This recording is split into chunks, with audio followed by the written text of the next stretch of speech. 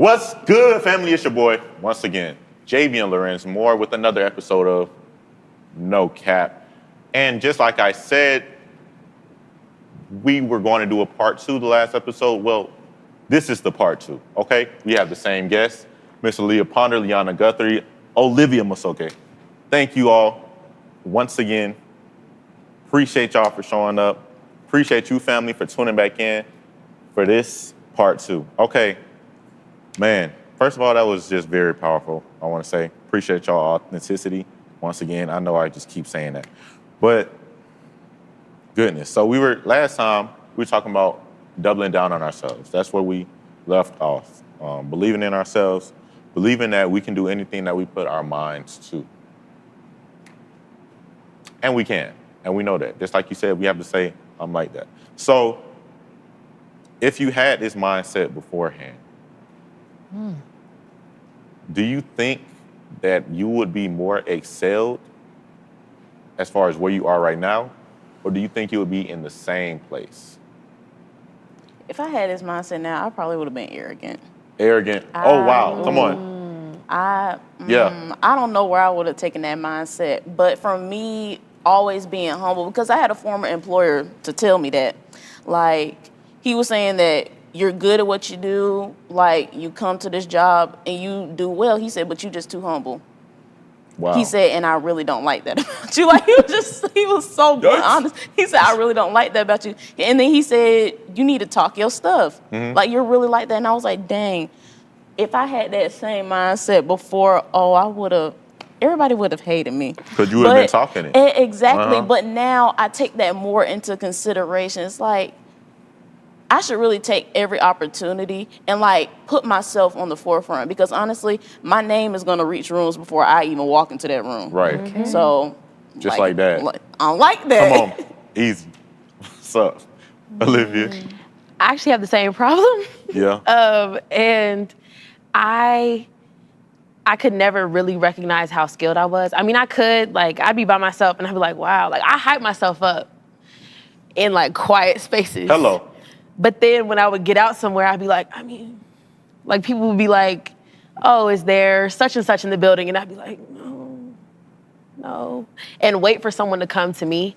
And I missed out on a lot of stuff because of that, like thinking, I always let the louder person in the room kind of overtake. Wow. Even if I was more qualified. And I had a few experiences where someone, like a mentor, really knew me. So they would kind of like push me forward and push my name out there a little further, which helped me get some positions. But if I would have just like been about myself and actually publicized myself a little bit more, or been more confident in putting myself out there, I mean, it would have saved me a lot of like disappointment, a lot of missing out on stuff. And I kind of let people give me the runaround here and there. Like, there was a lot.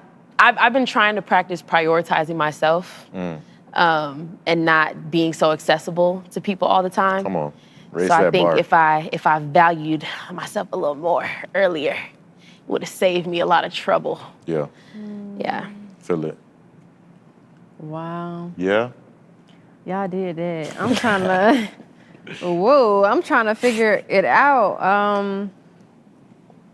I would say, so I'm with y'all on that. I feel I would have been much farther in my career had I started sooner. Like, had I just really bet on myself and really took time to like prioritize the things that I cared about more than like what other people cared about or what looked good, you know.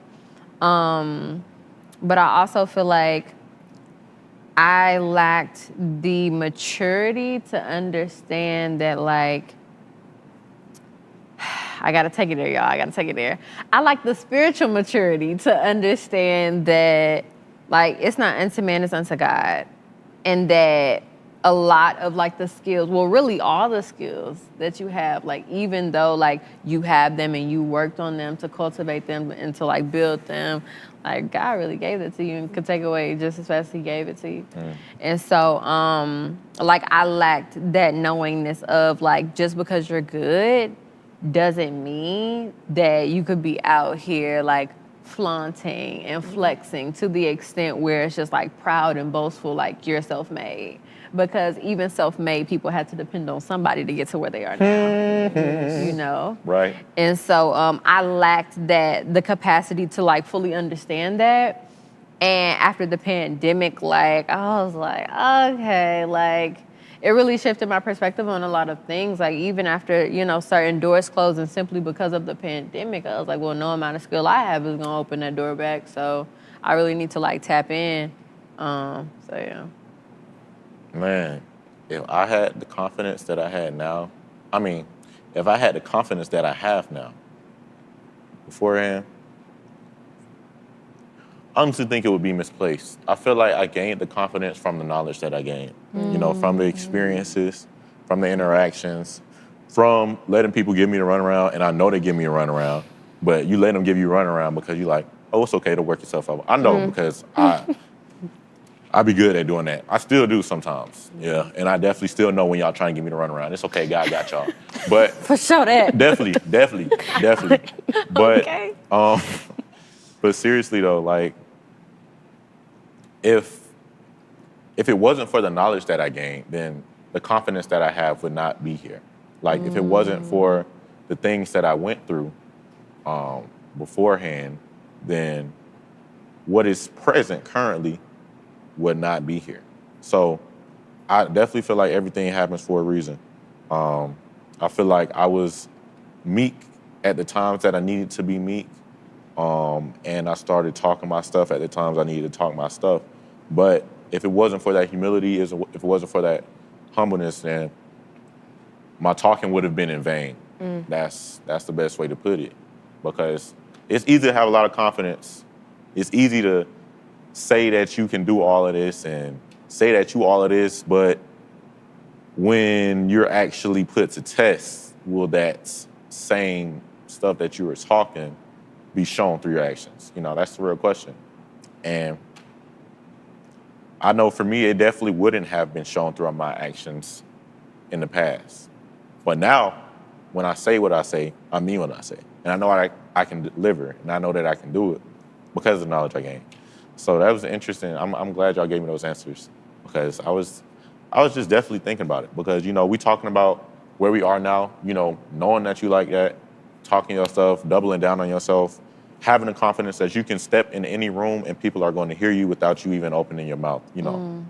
And just thinking back, you know, whereas I didn't feel this way beforehand, if I felt this way beforehand, what would be different? I think that would be for me, that would be the difference between arrogance and confidence. That definitely would be. Man, that's crazy.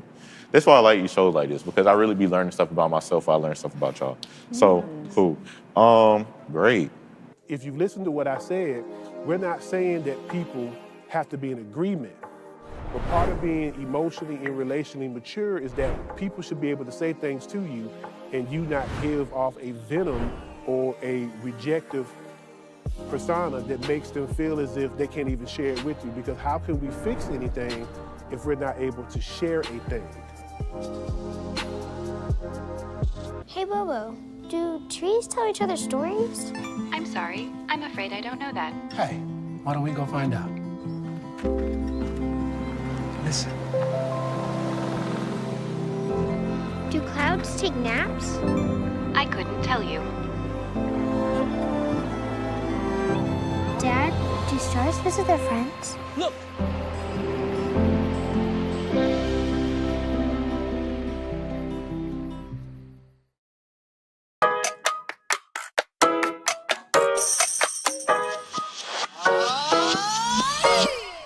Are you finding that people are truthful online more, or maybe not so much? There's a lot of filters that women have. There's a lot of things that you really don't know that person until you actually meet them in person. So, in other words, you guys are being catfish. Definitely.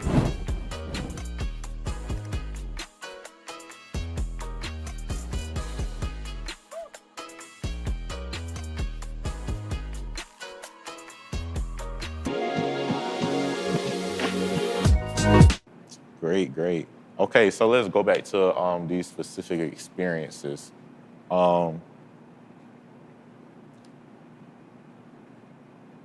how would you say that you adjusted to having a roommate in college? Somebody that you share a space with.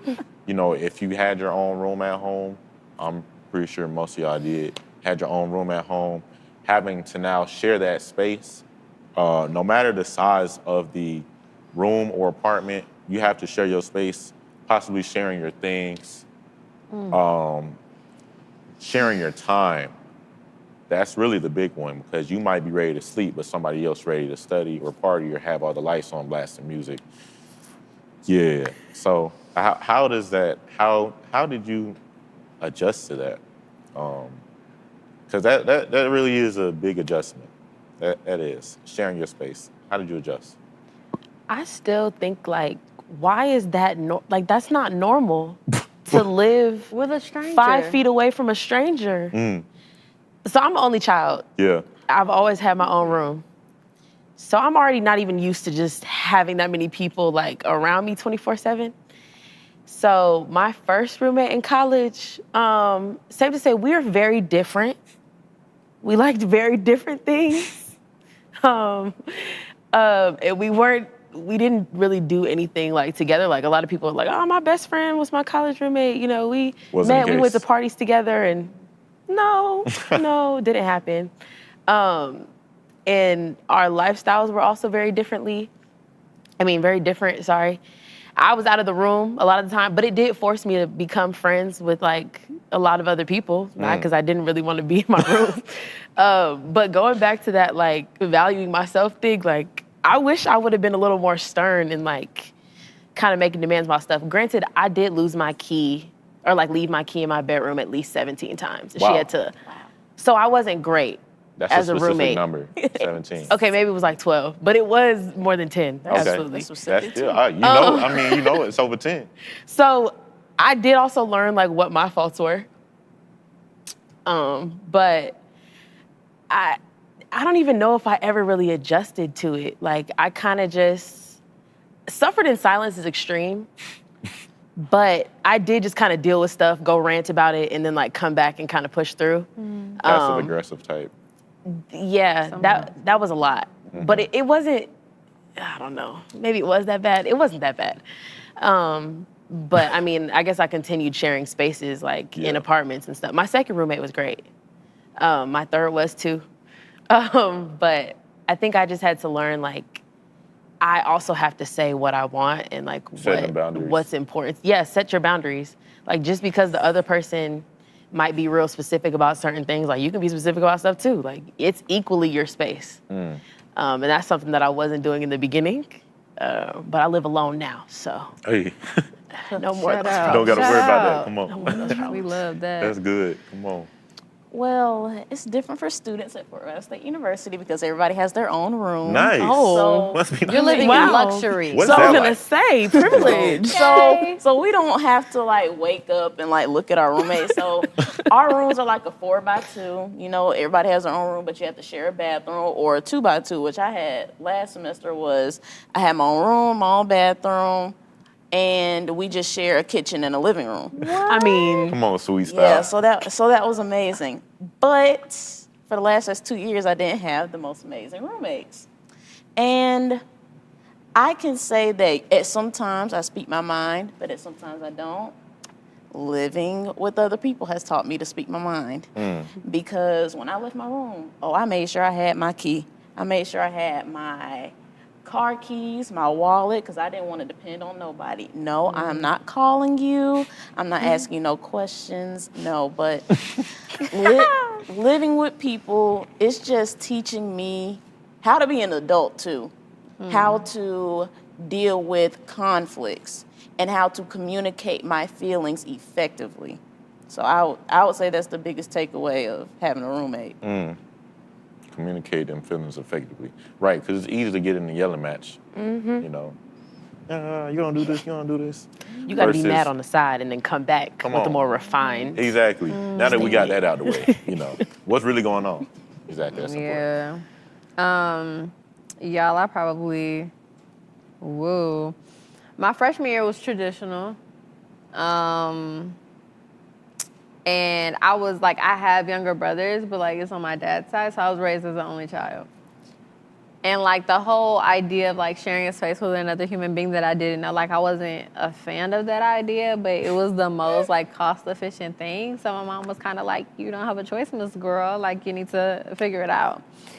And yeah, it was hard. And I didn't realize like how spoiled I was until I walked in my room and she was making noodles in my bowl. Y'all would have thought like You would have thought the world was ending. Because I would have spazzed. And I was just looking like, you just be so taken aback. You just gotta sit there like, is this really happening right now? So like, you just stood there? Yeah, like I walked in the door and I was like, you're using my bowl. And she was like, yeah, like, I mean, she said, yeah, I know. Yeah, like, I know I'm vaguely using your remembering bowl. the conversation. Like, it was just something along the lines of, like, yeah, like, I'm just making noodles, like, I'll put it back after, type thing. Like, it was in the common space. I thought it was for the both of us. And I'm looking at her like, y'all, like, and I was just so furious. I was angry over a bowl. Like, looking back at my freshman self, like, Aaliyah, it's a bowl, but, like, it's the principle. Feeling like, I see violated. my You could have just presence. asked. It really is the principle. It was that, because I was like, if this bowl burn, girl, you going to be behind me some more It bowls. really is the principle. It can be a piece of candy, for real. Right. For me, like, did you ask me though? Like, Because it was never yours. it wasn't. It was never wasn't. giving share. It Never wasn't. gave that. It But can be a peppermint. I'm serious. no, literally. No, for real. For me, I know that. It can be a peppermint for me. Like, and you might hear that. Definitely. Because it's just, I don't know. I feel like if it's yours, that's different. Go ahead, that's your peppermint, you know? That's my peppermint. And you just took it and ate it. JV, did you have an experience with a peppermint? Right. No, that's what I'm That's saying. what I'm just using You like that I'm peppermint. just using the tiny object as an example. I ain't had no experience with no peppermint.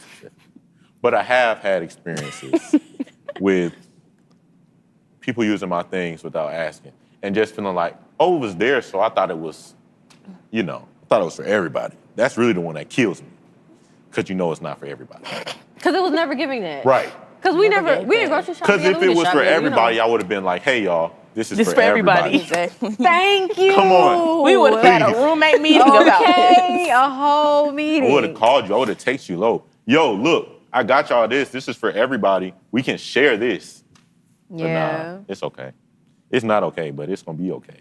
It's all right. It's all right now. Anyway, I'm glad we got from that. But yeah, that's just something that gets me like, it's the principle, using things that's not yours. Yeah. I just know that's how I am. I know it can be something small. It can be something small. I'm going to ask you because I know it's not mine. And I know for me, if it was something the other way around, I would want you to ask me. So, but everybody ain't brought up the same. That's okay. Yeah. Really. For real. Not. For real. Some people just be like, oh, it's there, so Right. it's open. It's not. Right. Cool. Not to you. It's not. Right. It's really not. It's really not. It's really not. But it's okay. We can go ahead because I'm about to get upset talking about this. So, Flashbacks. right. Right.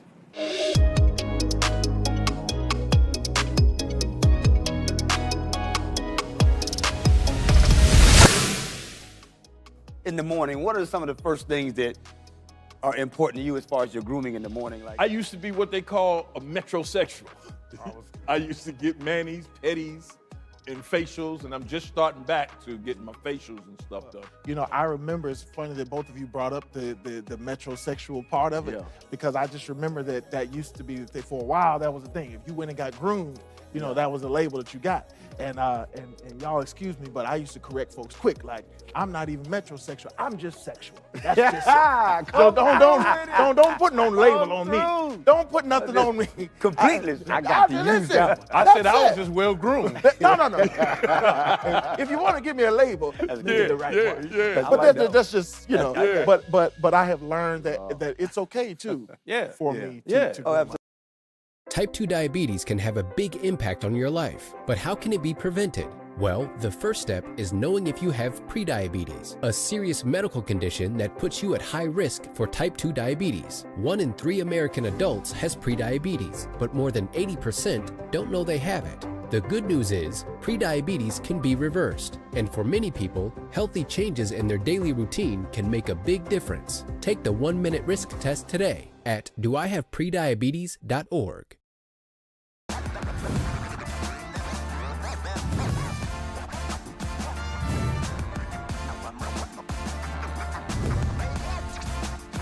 I know you just talked about how you didn't hear of that many people traveling or whatnot, but was there a specific inspiration for writing a book about it and creating content about being a Black traveler?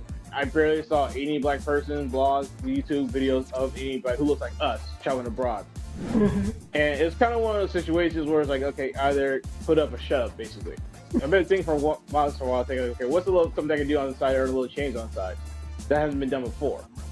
And I thought about it, like, wait, no one's really wrote a Black travel guide for another country.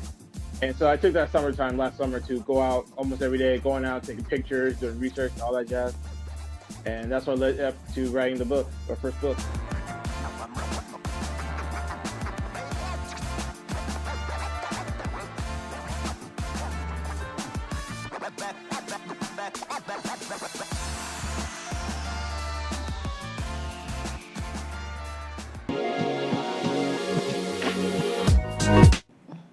All right, man. And okay, so we already talking about, I like this because we talking about adults and having things that are yours. What does it feel like, well, I know what it feels like for me, but for y'all, what does it feel like to actually be in a position, because you're in college, because you're on your own, or you have roommates, or even you in the suite style, so basically you in your own vicinity, to have a space and be like, even if you're sharing it with your roommate, have a space and be like, okay, this is space, I'm responsible for everything that happens right here. So even if you in your room, even if you have a roommate, y'all in the same room, you can be like, okay, from the stuff from this point on, I'm responsible for these things. How does that feel? As far as, because I know, we talking about coming from home, and I know you're the only child, so you probably always had your stuff yourself. But coming from home and having to report to parents, or if you have siblings, having to ask siblings, hey, it's cool if I use this, versus being in your own space, not having to report to parents, not having to ask your siblings, but having to ask a complete stranger. Is it okay? Can I use this? But you're still responsible for everything that you're using. How does that feel? That responsibility. I know for me it was liberating. It definitely was. It was definitely liberating for me. It was definitely liberating because I have 2 siblings, older brother, younger sister, and sharing things with them, or even the leaving the house and coming in at a reasonable hour. That talk still, it's like, man, because what's reasonable to you ain't really reasonable to me, but that's okay, because I know the reasons that I'm out, but that's okay. So for me, that was something liberating. That was something liberating. It was a breath of fresh air for real. Like, yes. And I wasn't really going crazy with the parties, but I'm a party guy, I like to have fun. I'm a partier. Pretty outgoing fella. So for me, that was something liberating to just leave, come back when I wanted to, or having things that I'm responsible for, my own specific space, even if it was half the room. Because I had a roommate freshman year, sophomore year, pandemic happened, junior year at home. Senior year, I'm in the suites. So I got my own room, but I got roommates, similar to what you just said. So I got my own room, but we have a common space that we share. So it's just something liberating about it, being in your own space, being responsible for the things, be able to go and leave as you please. And I definitely saw the difference when we had to come back home. Just like you said. Man. Yeah, hitting you up, where you at, who you with. Right. It's like I was doing this beforehand, right. And you don't know what my lifestyle Come was. on, like you did not act like this before, like. Right. So yeah, that's just my question. How do y'all feel about that, or how did that affect you mentally? Oh my gosh. It affected me a lot, especially like having my own room. Of course, I had a sibling, so we shared space or whatever, but my roommates would not be responsible for the things that they did or their actions even to even understand how it would affect me. For example, I don't like you bringing random strangers in the room. But that's just me. You could give me a heads up, especially if it's a young man. Young man. That's the nice way of putting it. Yeah. Who I don't know at all, or who you don't even know at all. You just met him on the side of the street somewhere. Wow. Yikes, roommate. I had a specific experience with that. Nice. And I just walk in and y'all are just chilling. He is in my space. He is using our kitchen like it's nothing. I have a big problem with She that. said side of the street. Side of the street. Or not even being responsible of cleaning up after you. Why aren't you cleaning up after you? If I had to do it at home, you sure gonna do it here in this room. And then because you have room checks. I'm not about to pay the fine. Are you gonna pay the fine? No. So you need to be responsible if you do. But that comes into play when having a roommate taught me not everyone was raised the same. I'm still keep going back to that. I'm still learning that now, and I'm like, it's the morals and the principles that you're taught that don't follow through with people to college. But then again, some people grew up in a strict household too, and when they get to college, they become buck wild and do whatever they want to do. Turn up for real. So I think that was, I'm still going through that, but it's gonna be okay. Yeah. I think emphasis on everything you just said. Yeah. Yeah, heavy on that. Because even people that are technically adults don't act like adults. And you know what? That's something, because when we were kids, when I was a kid, I thought, these adults, they got it all figured out. Then you become the one and you realize you don't. Now we the new adults. Right. Not I used to think 23-year-olds was like really adults. Was really like that. And really, but really not though. You and really not. And people love throwing this grown word around. Man. Okay. Like, be the ones that emphasize that grown that really don't be. You grown, but you don't act grown. Ooh, get into it. But on another tip, having my own space made me feel really grounded. My parents separated when I was in like second grade. So I lived between two houses. So I had essentially two of everything, but it was like pack a bag of clothes and like be at one place for a week and then go to the next one and then go to the next one. So I never, like my stuff was always in bags. I can never just fully like stay somewhere. Like even when I go to hotels, I'm not putting my stuff in the drawers. Like it's gonna stay in the bag because I gotta get right back out of there. But once I went to college, even though like dorm living isn't permanent, I just felt more grounded, like building out a space that was mine, that I was coming home to every day, and like things could be settled, and then kind of moving on to the same thing when I had an apartment. Like I feel like I was starting what my adult life is going to be, because there's some things I'm gonna have, all the way until I'm much older. But having a space that is just mine, and I know everything that's in here, and I chose everything that's in here, and I'm responsible for everything that's in here, made me feel really grounded. So, yeah. But also liberated. Yeah. That too. I'm my own boss now. That was nice. That was nice. Man, I rather, like, I second what the both of you all said. I would also add that having my own space and also sharing a space, like, taught me so much about me. Like, I feel like it gave me the space to figure out who I was out of the public eye. Like, when you're around your family, they have a lot to say about what you're doing and how you moving and who you hanging out with and all of that stuff, right? Like, when you're living with other people, or even like just like different social groups and stuff that you're in at school, like people are always looking at you. People are always looking to you, like whether you know or not. And it's like, but when you're in your home, your safe haven, like that you build, you know what's in there. Like you make the rules, you set the pace, you got your principles together, you got your things in order.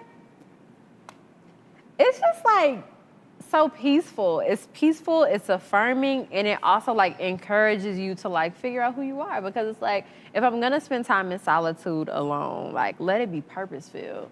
Let me do things that I actually enjoy. Let me have people that I actually like to be around in my space. Like, you don't have to be around people that you don't want to be around in your space, you know? And there's just so much beauty in that, and I didn't know that until I didn't understand. This is a point, shout out to my mama, because she had told me, like, I used to always want friends over, like, Mom, can we have friends over, can I have? She's like, okay, like, I don't do company in my house. That was her thing. I don't do company in my house, I don't do it. She had to really know their parents and their child to have company in her house. Y'all, when I got my own space, let's meet up. Right. Because, like, everybody doesn't need to be in your home, you know? And it's like, once you let people in, they're in your haven, and you really, like, to an extent, don't even have control over what they do in your space. There's something, too, about that. Like, when you let people in your space, you can get a better feeling of their energy, too. That's something for me. I know I definitely can, like, because if you're in my space and I feel unsettled, something ain't clicking. And I'm not about to feel unsettled. I'm really not. In a place that in my place. I'm supposed to be comfortable. In my place. Or even if you come in too comfortable. Right. Why are you so comfortable? Why? Like you've been here before. Like this isn't yours. You don't know. You don't. Place yet. You really don't. You ain't smelled the air yet. You ain't breathed. Come on. No, literally. Yeah. So, man. Definitely, man. Definitely. Goodness. I appreciate y'all, man. I appreciate y'all. Let's give y'all one more shout out. Actually, I'm gonna give y'all. I'm gonna clap for y'all. Shout out to y'all. Shout out to y'all. Come on, for real. Thank you to my guests, Olivia Masoke, Liana Guthrie, Aaliyah Ponder. Once again, this is No Cap. I'm your host, Javion Lorenz Moore. Family, I hope you took something away, because I definitely did. I love y'all, and I'll see y'all later.